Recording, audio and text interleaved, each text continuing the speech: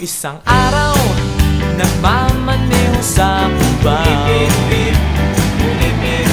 aking nakita, babaeng saksakan ng ganda. Sinundan ko ang kotse, sinasakyan niya. Hindi ko nakitang may dumarating pala. Hindi ko naiwasan, kami bigla nagkabanggaan.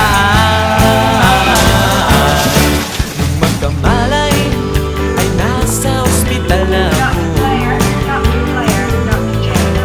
Nasikaso ng doktor na pili ng nanay ko.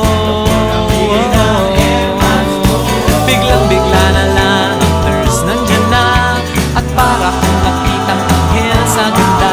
Kahit nagdidiliyo, itong nasabi ko sa kanya.